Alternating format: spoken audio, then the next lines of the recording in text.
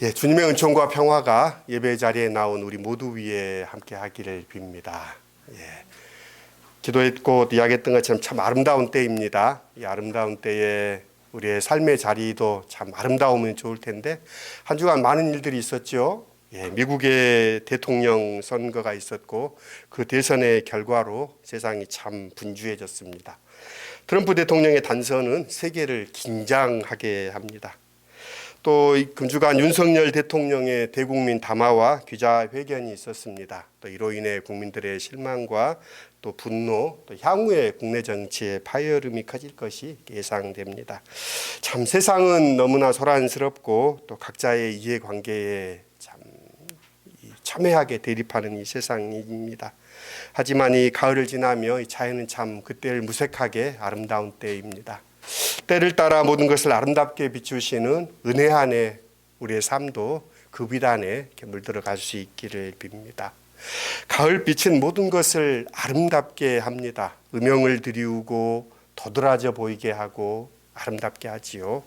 소리도 다른 것 같습니다. 여름에 습기를 먹은 이 공기의 울림과 이 가을빛의 이 공기 안에 울리는 울림도 다르다는 것을 이렇게 느끼게 됩니다.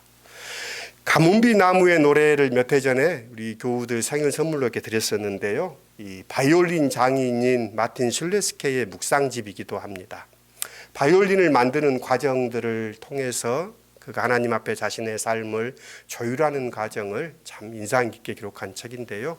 그 책의 내용 가운데 제게 참 인상적이었던 부분은 그가 뽑는 바이올린 과정 중에 그가 가장 아름다운 과정이라고 생각했던 부분입니다. 바이올린을 만드는 여러 단계와 과정이 있는데 마틴 슐레스케는 이 바이올린의 색을 칠하는 과정이 가장 아름다운 과정이라고 그가 묵상에 적고 있는 부분입니다. 혼합된 고급 칠감을 나무에 칠을 합니다. 그러면 칠을 통해 보이지 않았던 나무의 깊은 결들이 도드라져 보이고 시각적으로 아름다움을 이렇게 드러내는 작업이기 때문에 그는 그 과정을 가장 아름답다라고 이야기를 했습니다. 그러면서 그는 그런 칠의 과정을 빛나는 옷을 입는 과정이다라고 적고 있습니다.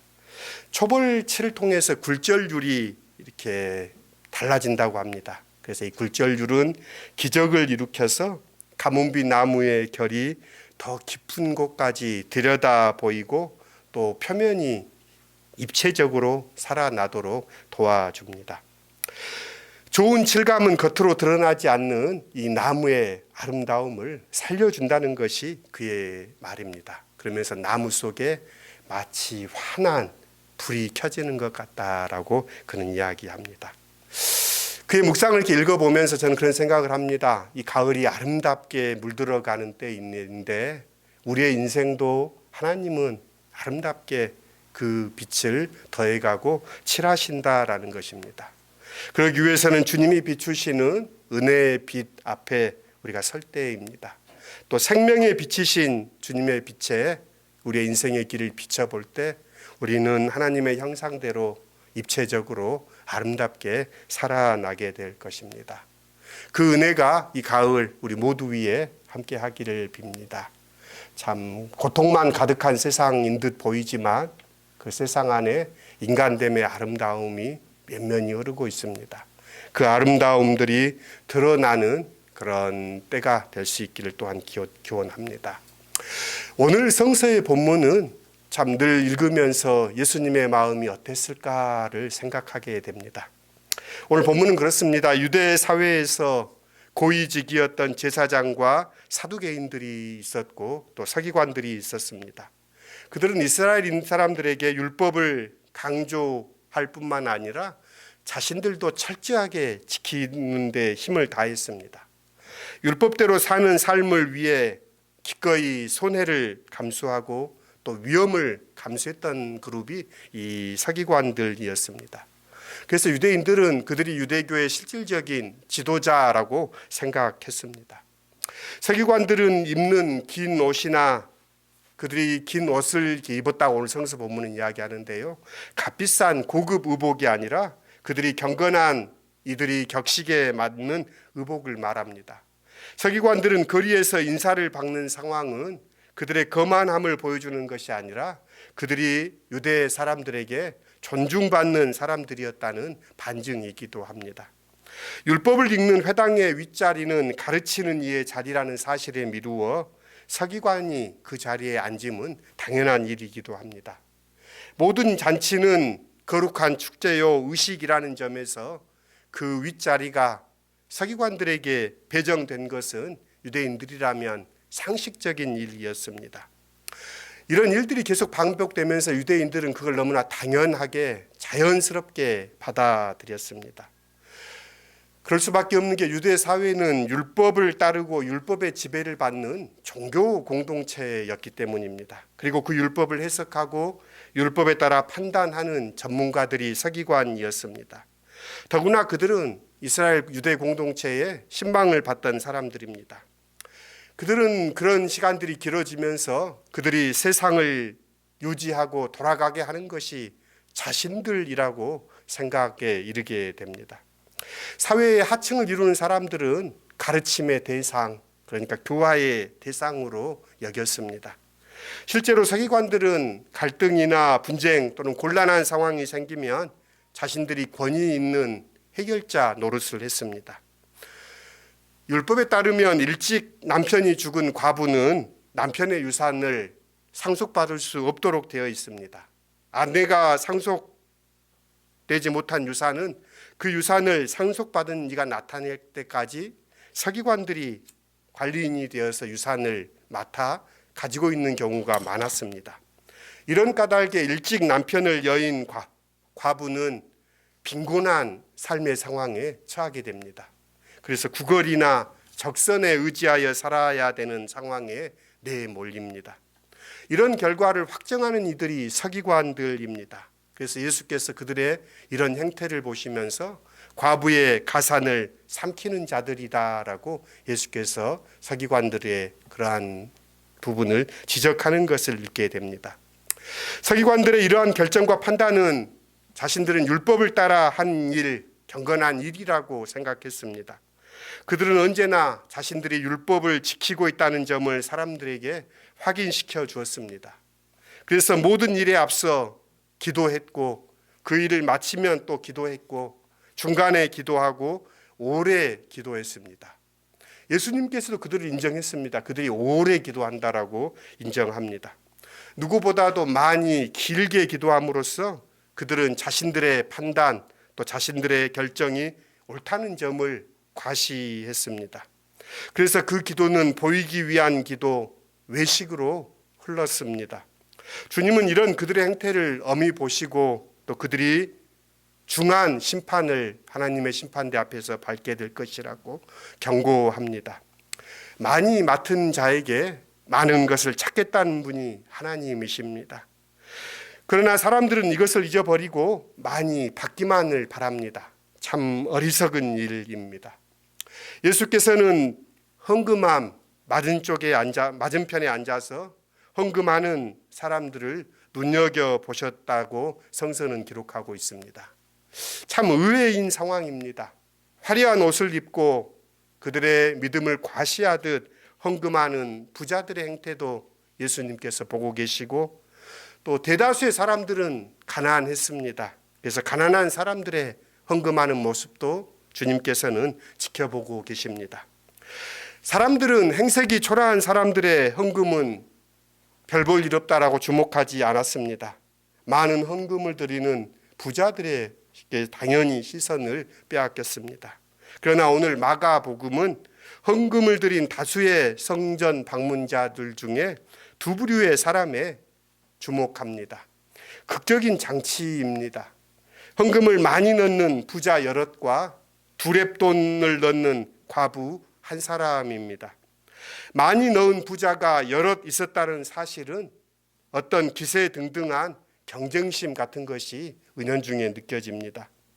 많은 헌금을 하는 부자들이 사람들의 눈에 띄는 건 당연합니다. 그 와중에 과부는 혼자라서 또한 터무니없는 적은 것을 바친 탓에 무리 중에 적당히 숨지 못하고 예수께 드러나고 맙니다. 과부가 바친 렙돈은 당시 동전의 가장 작은 단위입니다. 마태복음 10장 29절에 참새 한 마리가 한 아사리온에 팔린다라고 언급하는데요. 참새 한 마리의 가격이 한 아사리온인데 한 아사리온은 8렙돈입니다. 그러니까 이 2렙돈은 참새 한 마리도 살 수 없는 거지요. 8렙돈이 있어서 한 아사리온이 되고 그걸로 뭔가를 살 수 있었습니다. 오늘 마가복음은 고드란트라고 설명을 합니다. 고드란트는 로마나 헬라인들이 썼던 돈의 단위인데요. 가장 작은 단위가 이 고드란트입니다. 근데 2렙돈이 한 고드란트라고 소개하니 그 돈이 얼마나 작은 돈이고 미미한 돈인지를 드러냅니다. 2렙돈이면 참새 한 마리 값도 되지 못하는 것으로 가난한 사람들은 비둘기 정도는 드려야 한다는 율법의 조항에도 못 미치는 값어치입니다. 어디 가서 빵 한 덩이 사기도 어려운 돈입니다. 어쩌면 그녀가 적선으로 받은 돈이 아닌가 생각합니다. 부거라는 사람에게 던져주기에나 안성맞춤인 사소한 것을 그녀는 하나님께 드린 것입니다. 어쩌면 그것은 그녀가 실제로 다른 사람들에게 동량받은 것일 수도 있겠지요. 그런데 헌금이라고 할 수도 없는 2렙돈이 어느 누구의 연보보다 더 많았다고 예수께서 말씀하십니다. 많고 적음의 판단을 뒤집는 예수의 말씀입니다. 많고 적음을 결정하는 세상의 기준은 숫자의 크기입니다. 10,000원보다는 10만 원이 크고 100만 원보다는 1,000만 원이 많다라고 생각합니다. 그러나 주님의 관점은 조금 다릅니다. 주님은 2렙돈, 부자가 보기에는 있으나 마나 하찮은 미미한 것이지만 그녀는 그 가난한 여인의 삶을 보고 계십니다. 그녀의 전부라고 주님은 말씀하시면서 가장 많았다라고 말씀하시는 것을 봅니다. 많고 적음에 대한 주님의 구분이 사람들의 상식과는 다름을 알게 됩니다. 41절에 따르면 예수께서 헌금함의 앞에 앉아서 보고 계셨던 것은 헌금의 액수가 아니었습니다. 어떻게 헌금하는가를 보시고 계셨다고 성서는 이야기합니다. 얼마가 아니라 어떻게 헌금하는지입니다. 어떻게가 예수님께서 헌금을 바라보는 기준입니다. 얼마가 기준이라면 2렙돈은 가장 큰 것일 수 없습니다. 그러나 어떻게 차원에서 2렙돈은 예수님께 가장 큰 것이 됩니다. 그녀의 전부이기 때문입니다. 얼마나 가난했는지 그녀의 생활비 전부를 하나님께 드렸습니다. 그러기에 2렙돈의 가치는 매길 수 없는 최고의 가치입니다. 하나님 보시기에 전부는 가장 많은 것이며 어쩌면 언제나 충분한 것입니다. 현실에서의 2렙돈으로는 한 덩이 빵도 사기 어렵지만 과부가 바친 2렙돈은 하나님 나라를 사기에는 넉넉합니다. 하나님의 나라를 바라보고 예수를 따라 나선 이들이 모든 것을 버려야 하는 이유가 여기에 있습니다. 밭에 감추인 보화를 손에 넣으려는 사람이나 원하는 진주를 제 것으로 삼으려는 장사꾼이나 자신의 전부를 팔아야 하는 까닭은 이것입니다. 가난한 자가 복이 있다는 예수의 선언을 이 과부는 증명한 셈입니다.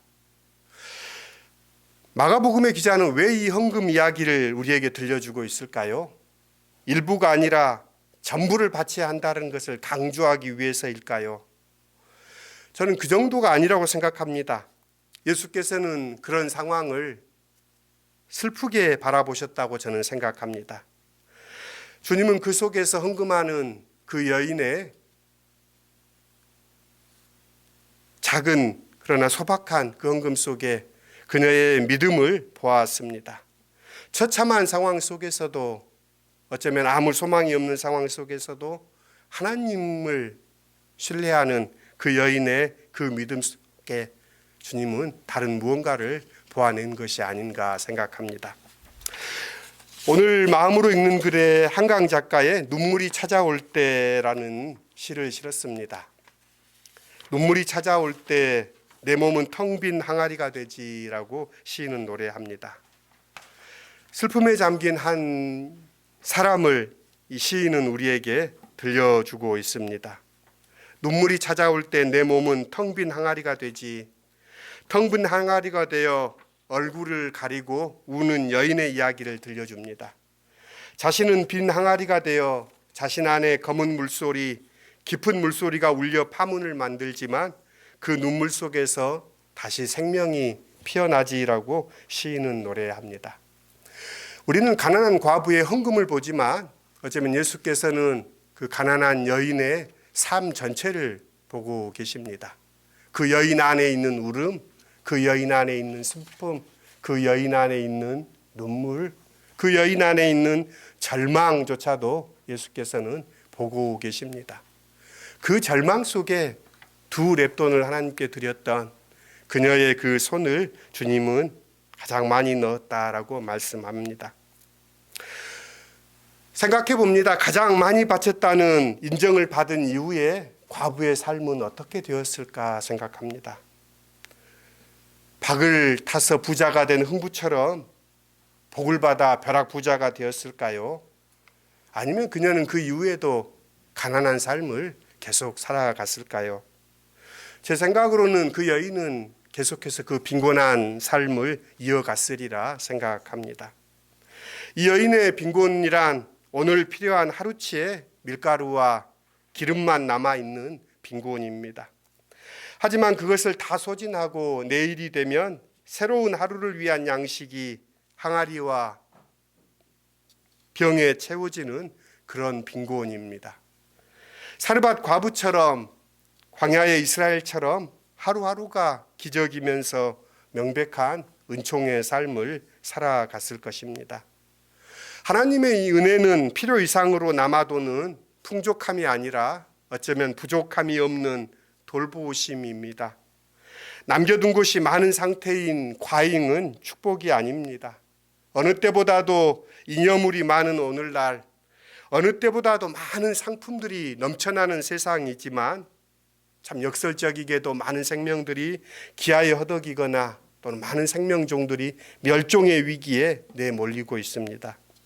이 시대의 무서운 질병은 모자람이 아닙니다. 어쩌면 과다한 욕망의 추구입니다. 지구별이 직면한 미래의 위협도 물질의 풍요함에 의해 가중되고 있습니다. 일부를 드리는 사람은 자신의 저장고에 남겨놓은 것을 의지해 살아가고 전부를 드리는 사람은 매일매일 하나님이 주시는 은혜를 의지하며 살 수밖에 없습니다. 남겨놓은 것은 필시 썩기 마련이지만 빈 항아리에 새로 채워지는 하늘의 것은 생명의 양식입니다. 물을 남겨놓은 병에 새 물을 부어 채워서는 생수가 될 수 없습니다. 비워낸 그릇에 담기는 양식이라야 새 양식입니다. 하나님이 전부를 주신다는 것을 믿는 이들이 전부를 드릴 수 있습니다.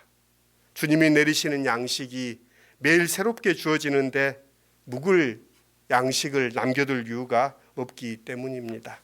그들이 온전한 생명의 삶을 삽니다. 이 삶을 예수께서는 우리에게 보여주십니다. 설교를 마무리합니다. 성전 입구에 놓여있는 헌금함에 앉으셨던 예수님은 사람들의 행태를 지켜보십니다. 과시하듯이 또 자랑스럽게 많은 헌금을 드렸던 부자들, 부끄러움 중에 두렙돈의 생활비를 전부를 넣었던 과부, 그 중에 과부가 가장 많이 넣었다라고 말씀하시는 예수의 그 마음은 어떠했을까요? 일용할 양식을 주시는 하나님의 은혜, 그 은혜 안에 우리도 살아갈 수 있기를 빕니다. 그 은혜에 잇대어 살아갈 때 우리의 삶의 곤고함, 또 우리의 삶의 허망함, 허무감들을 우리는 벗어날 수 있습니다. 우리의 삶을 빚으시는 하나님의 은혜에, 하나님의 마음에 접속되어 살아가는 시온 공동체의 지체들 될 수 있기를 빕니다. 같이 거듭의 기도 드리십시다. 헌금함에 앉아 많은 사람들의 모습을 지켜보시는 예수님, 거할 정도로 많은 것을 가지고 과시하듯 헌금하는 부자들과 또 가난한 대부분의 사람들, 그 중에서도 가장 가난했던 과부의 두 렙돈 드리는 모습을 주님께서 보고 계십니다. 이 인류의 삶의 모습을 주님께서는 지켜보고 계십니다. 힘을 과시하듯 사용하는 사람들, 욕망에 휩싸여 살아가는 사람들, 제각각의 모습으로 인류는 살아갑니다. 그러나 그것 가운데 주님이 주목하는 사람들, 가난한 사람들, 하나님을 의뢰하는 사람들, 하나님의 은혜 안에 살기를 소망하는 사람들, 그들은 주님께서 귀히 보십니다. 주님, 우리의 삶이 주님 앞에 있음을 늘 잊지 않도록 도와주십시오.